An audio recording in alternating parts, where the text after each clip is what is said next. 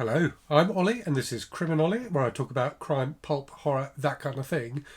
Today, once again, trash. I've got a very small book haul to go through with you.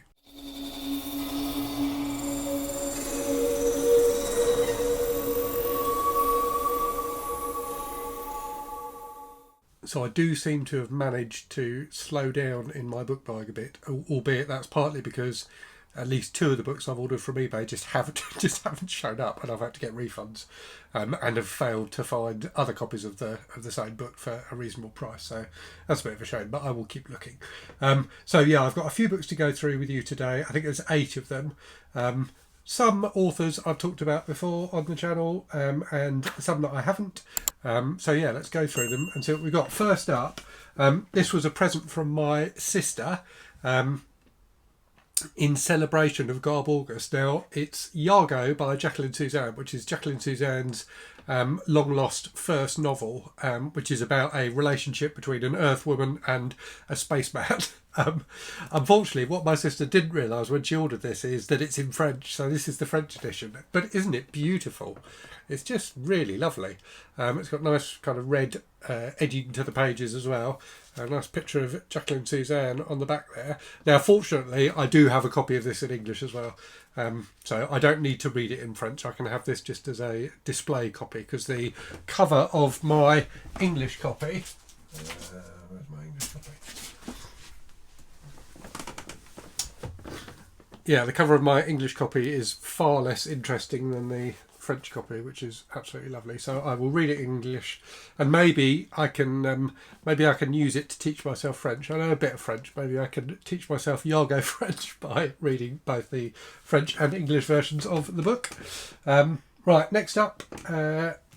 So at the my local train station, they have a little used bookstall, which, you know, for charity, which has been closed for ages because of COVID, but is now open again. And I don't know about you, but I find that sort of place is the best place to find vintage stuff. So I think the charity shops and things like that tend to just put newer stuff out on the shelves, whereas when you discover like a little charity bookstall in a supermarket or a train station or a doctor's surgery, they tend to have the good shit. So I got this, A Stone for Danny Fisher by Harold Robbins. Obviously I've talked about Harold Robbins before. So this looks rather wonderful. Let me read you the blurb for it. Set in New York, the New York which Harold Robbins knows so well, it tells the story of a man born into a respectable family, but who's gradually driven downwards into the world of crime, racketeering, and miserable poverty. Danny Fisher was a boxer, a sensational amateur, and a potential champion. A man who could have been one of the great ones, but he didn't go straight. He wasn't allowed to go straight, and soon he is involved with gangsters and the racketeers who have ruined his career. This is a harsh and yet tender, realistic and yet compassionate novel. It tells why the Danny Fishers of this world act the way they do, and it underlines again the fact that Harold Robbins is one of the greatest storytellers of all time. And just like there was a picture of Jacqueline Susann, there's a picture of Harold Robbins on the back of this one. It's not quite as flattering as the picture of Jacqueline Susann, is it? She looks very... it looks like that was part of a photo shoot where many, many photos were taken and they chose the best one. Whereas that one looks like someone just snapped him as he was walking past. I'm amazed that anyone would let themselves have a photo that bad of them put on the back of one of their books. So next up, a bit of V.C. Andrews. So this one, Fallen Hearts, I got from that same station book sale. So this is book 3 in the Castile saga. So this is one of the ones that was started by Virginia Andrews, but then she died before she finished it. So Andrew Neiderman finished this one. It's got a lovely step back cover with a dude who looks uncomfortably like Donald Trump in there. It's obviously the scion of the family. So this is book 2 in the Castile saga. I got from eBay a less fabulous UK edition of Dark Angel, which is book 2. So I just need to get Heaven, which is book 1. And I think Heaven is next month's read for Kelly Hooked on Books' what's it called? The VC Andrews reading group. So I've got to get that one, but then I've got the next 2 already. Right, speaking of Andrew Neiderman, I've also got this. Imp by Andrew Neiderman, which is a kind of full-on horror novel by the looks of it. A child of Satan comes into the light. So this sounds pretty good. Let me read you the blurb of this one. Actually, let's see when this was written. Is this? I do wonder if he carried on. Yes, it was 86, and Fallen Hearts came out in 88. So this was before he started doing the V.C. Andrews books. Mary's son is strange and wild. Mary's son is the devil's child. Beneath the floorboards, under Mary's feet, imp stalks and slithers through the ooze, through the festering stench of ancient decay. His playmates are the creatures of the night, his toys their twisted, broken bones. As only Mary knows, because imp is her child, her creation, her demented hellish vision, the evil she imprisons in the darkness below. But imp is getting restless. There is so much out there to smell, to lick, to claw, to kill. That looks pretty fab, doesn't it? Yes, so 1.5 Andrew Neiderman books and 1.5 Virginia Andrews books, I guess. Right, another pseudonymously published book. So this is Servants of Twilight by Leigh Nichols, also known as Dean Koontz. So this is one of Dean Koontz's pseudonyms. Rather creepy cover, I have to say. I think that cover's unusually good. It's certainly a lot better than the covers of modern Dean Koontz books. Let me read you the blurb. To his mother, Joey seems an ordinary 6-year-old boy, special to her but to no one else. To the servants of Twilight, however, he is an evil presence who must be destroyed, an antichrist who must die.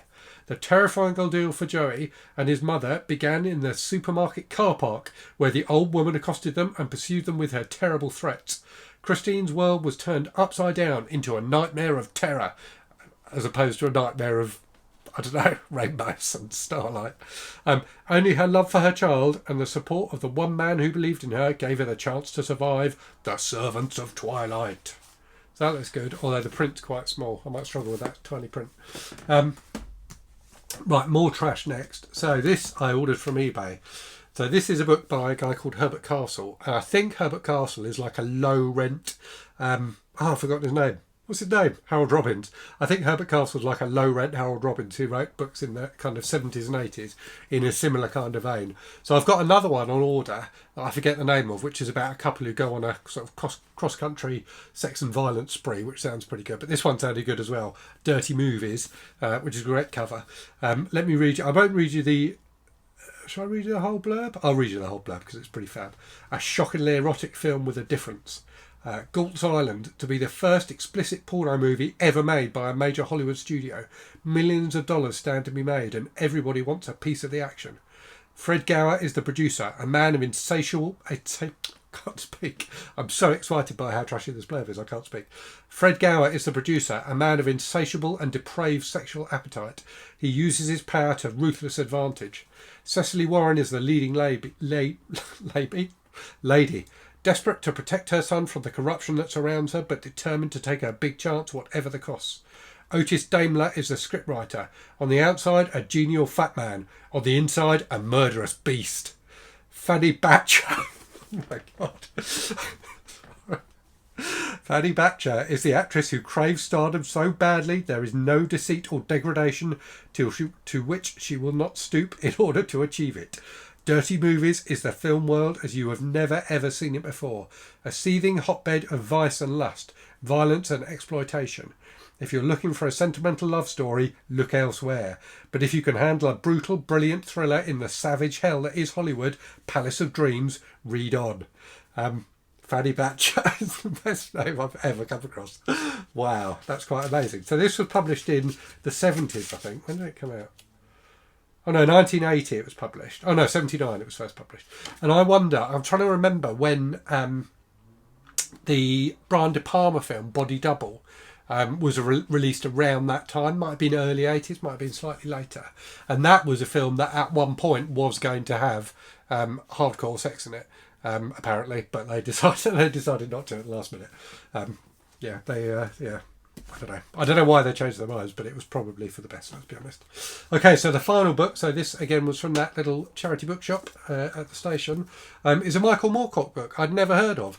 The Dreamthief's Daughter, which is, well, it looks like it's about Elric, because that dude looks like Elric, doesn't he? But there doesn't seem to be any mention of Elric.